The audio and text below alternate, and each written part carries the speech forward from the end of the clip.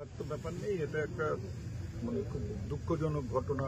BLO কাজ করে যখন ফিরছিল সেই সময় একটা দুর্ঘটনা ঘটে, তারপরে তার মৃত্যু হয়।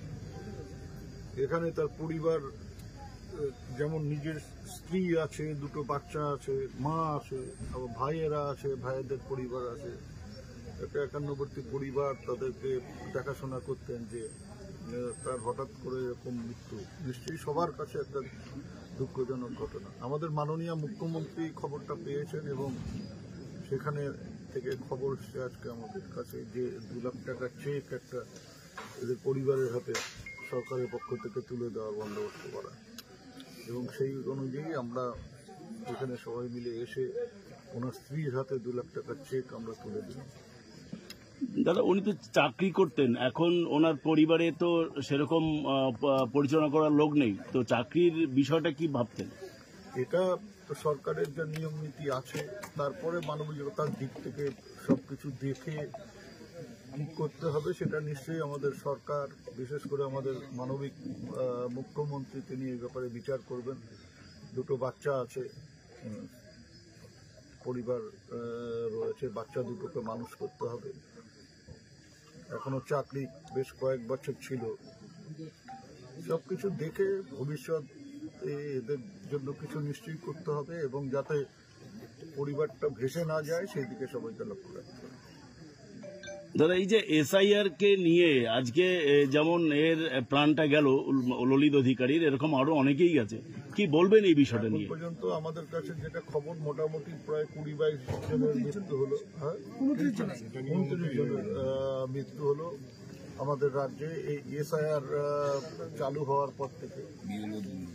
আমাদের তো বারবার মাননীয় মুখ্যমন্ত্রী বলেছেন, আমাদের দল বলেছে, আমরা বলেছি যে এই যে তাড়াহুড়ো করে এসআইআর করা, একটা নির্বাচনের আগে আগে, ঠিক নির্বাচন ঘোষণা হবে হয়তো ফেব্রুয়ারি মাসের মাঝামাঝি, যে এসআইআর 2002 সালে হয়েছিল, 2 বছর ধরে তখন এসআইআর এর কাজ হয়েছিল, আর আজকে 2 মাসের মধ্যে সেই এসআইআর কে শেষ করার যে পরিকল্পনা, এটা একটা কি যে চিন্তা ভাবনা করে নির্বাচন কমিশন করছেন আমাদের জানা নেই। এত তাড়াতাড়ি এসআইআর এর কাজ যে শেষ করা যায়, আমরা তো যে প্রতিদিন সকালে গ্রামে গঞ্জে ঘুরছি, দেখছি যে অজস্র মানুষের ফর্ম ফিল আপ হয়ে পড়ে রয়েছে। সেই ফর্মগুলো কালেক্ট করা, কবে সেগুলোকে আবার ইয়ে করবে, তারা আপলোড করবে, সে এখন পর্যন্ত কিন্তু তার কোনো গ্যারান্টি নেই। এবং সেখানে নির্বাচন কমিশন ঘোষণা করেছে যে 9ই ডিসেম্বর খসড়া ভোটার তালিকা প্রকাশিত হবে। 4 তারিখে 4 ডিসেম্বর এই ফর্ম ফিল আপের লাস্ট ডেট, তারপরে 9 ডিসেম্বর হচ্ছে খসড়া ভোটার তালিকা প্রকাশ।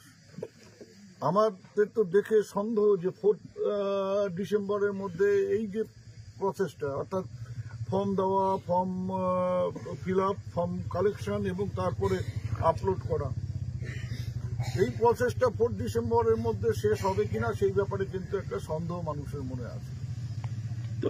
প্রত্যেক দিন বিএলওদের কাছ থেকে শুনছি, এই যে বিএলওরা এই দুর্ঘটনা হচ্ছে কেমন করে আমি বলতে পারবো না, কিন্তু এরা যা চাপের মধ্যে আছেন, হয়তো অন্যমনস্ক হয়ে চিন্তিত ভাবে বাইক চালাচ্ছিলেন, তার মধ্যে একটা দুর্ঘটনা ঘটেছে।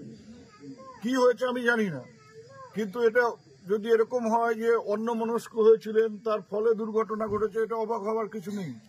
কারণ এতটাই তারা চাপের মধ্যে আছেন, কালেকশন করছেন, ফর্ম কালেকশন করে সেটা আর আপলোড করতে পারছেন না, সার্ভার ডাউন হয়ে যাচ্ছে, নিচ্ছে না, একটা দিয়ে হয়তো 20-25 মিনিট লেগে যাচ্ছে একটা আপলোড করতে গিয়ে। বিভিন্ন জায়গায় শুনছি, এগুলোকে তো অস্বীকার করার কোনো উপায় নেই। এটাই যে তাড়াহুড়ো করে একদম চটজলদি সিদ্ধান্ত, অনুপ্রবেশকারীদের বাছাই করতে হবে, অনুপ্রবেশকারীদের চিহ্নিত করতে হবে, এই করতে গিয়ে একটা সমস্যা বাঁধিয়ে দিয়ে মানুষের মৃত্যুর কারণ হয়ে দাঁড়াচ্ছে এসআইআর। নাগরিকদের নাম ভোটার লিস্টে নেওয়া বা এই যে এত চটজলদি কার্যক্রম করতে গিয়ে কোথাও কি এমন কোনো ঘটনার আশঙ্কা করা হচ্ছে যে নাগরিকদের নামই বাদ যাবে? হতে পারে। এই আমি আমাদের জেলা শাসককে একটা দিয়ে পাঠিয়েওছি, বাবা মার নাম 2002 ছিল, ছেলেটি 2024 লোকসভা নির্বাচনে ভোট দিয়েছে, 2025 সে ফর্ম পায়নি। কেন হবে? যে 2002 ভোট দিল, যার বাবা মার নাম আছে 2002, তার ফর্ম কেন পাওয়া যাবে না?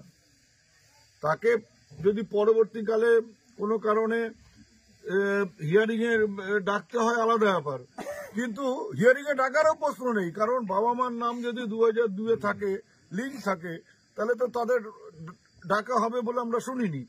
কিন্তু আমি যদি ধরেও নিই যে তাকে ডাকা হবে, কিন্তু তাকে যদি ফর্মই না দেওয়া হয় তাহলে কেমন করে ডাকা হবে? তাকে তো আবার সেই 9 ডিসেম্বর খসড়া তালিকা প্রকাশিত হওয়ার পরে তাকে নতুন করে আবার ফর্ম 6 গিয়ে অ্যাপ্লাই করতে হবে নতুন ভোটার তালিকার জন্য। যে ছেলেটি একবার ভোট দিয়েছে 2024, তাকে আবার নতুন করে ভোটার তালিকায় নাম তুলবার জন্য একই বাড়িতে একই ঠিকানায় থেকে কেন আবার নতুন করে অ্যাপ্লাই করতে হবে? এই রকম নানা রকম তুগলুকি কারবার চলছে।